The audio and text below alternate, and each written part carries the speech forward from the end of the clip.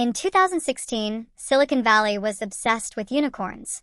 Investors were desperate for the next billion-dollar idea.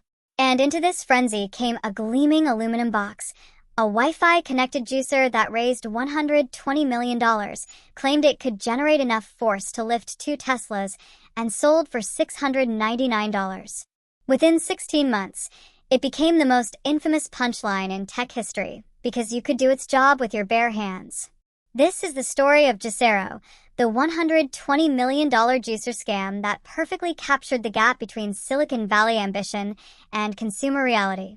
Juicero was founded in 2013 by Doug Evans, a health-obsessed entrepreneur who had already sold his juice company, Organic Avenue.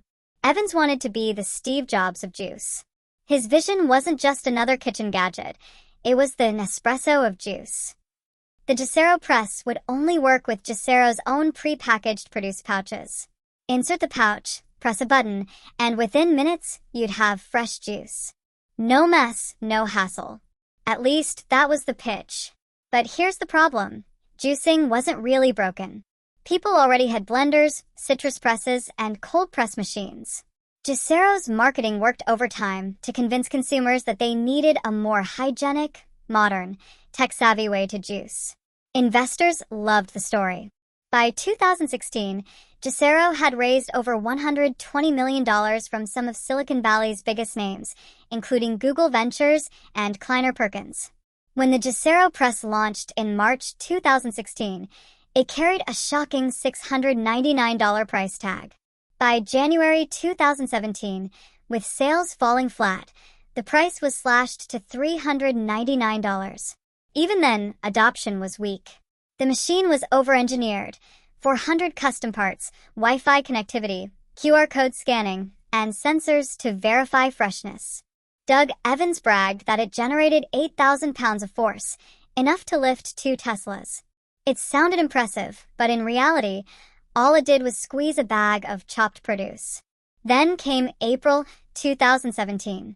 Bloomberg reporters filmed themselves squeezing Juicero's pouches by hand, producing nearly identical results to the $700 machine. The video went viral.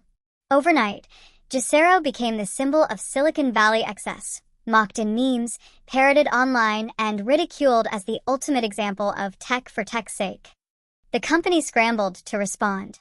They offered full refunds and argued that the machine provided consistency, hygiene, and peace of mind. But the damage was done. Consumers couldn't unsee the fact that they'd paid hundreds of dollars for a glorified bag squeezer. By September 2017, Juicero shut down completely, selling off its patents and intellectual property. Despite raising $120 million, it failed to prove that its product solved a real problem or could sustain a business. Juicero is often mentioned in the same breath as Theranos. Both companies over-engineered, over-promised, and tried to create needs that didn't exist. The lesson is simple. More tech isn't always better tech. If the core problem can be solved with your bare hands, you don't need a $699 gadget to do it. Juicero remains one of Silicon Valley's most iconic flops, a $120 million reminder that hype, design, and investor money can't replace solving a real consumer problem.